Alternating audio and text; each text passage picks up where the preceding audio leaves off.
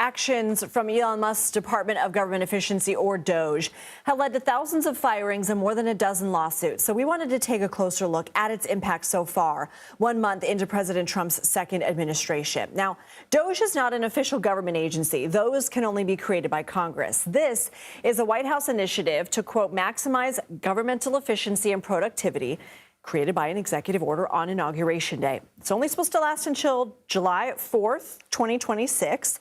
And its workers are classified as special government employees, including its leader, Elon Musk. So they're only allowed to work for the federal government for 130 days. Every federal agency head is required to work with DOGE to shrink the government's workforce and eliminate spending.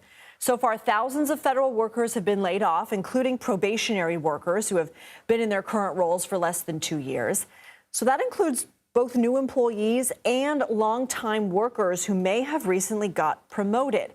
DOGE cuts have also involved those working on initiatives not supported by the Trump administration, including diversity efforts, green energy, and foreign aid.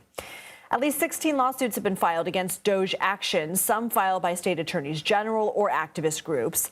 Many of the complaints involve the fact that DOGE employees are accessing secure databases that authorize government payments and contain sensitive information like Social Security numbers. Other suits argue that Elon Musk's role and DOGE itself are not constitutional. Most of these lawsuits haven't gone before a judge yet, but 4 of them have. And in those cases, a judge blocked DOGE's access to the Treasury Department's central payment system. But other judges have allowed DOGE to continue accessing Department of Energy and labor systems. CBS News White House reporter Aaron Navarro joins me now for a deeper look on this. Aaron, what is the argument for DOGE not having the authority to do these kinds of things? Is there any precedent?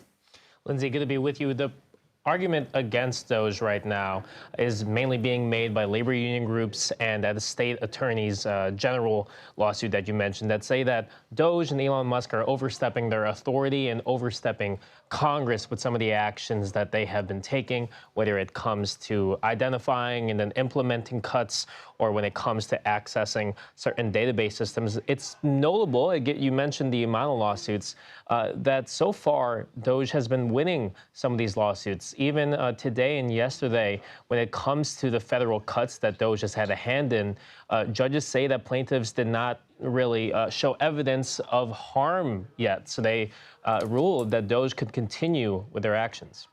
We're learning that the Department of Defense could be next here, the next likely major target for DOGE. Do we have any details on that yet? And what can you tell us about what Musk and President Trump are saying about maybe what taxpayers could get out of this?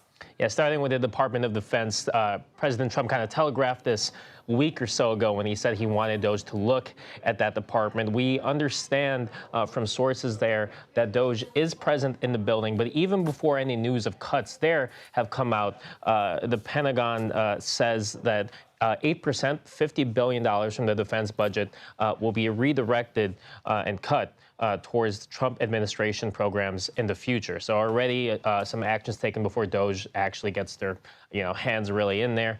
When it comes to the potential DOGE stimulus checks, Elon Musk today at CPAC continued to push for it, saying, quote, it's the spoils of battle. But he also spoke to Trump, who said that he is supportive of potential checks to taxpayers. Aaron Navarro, thank you.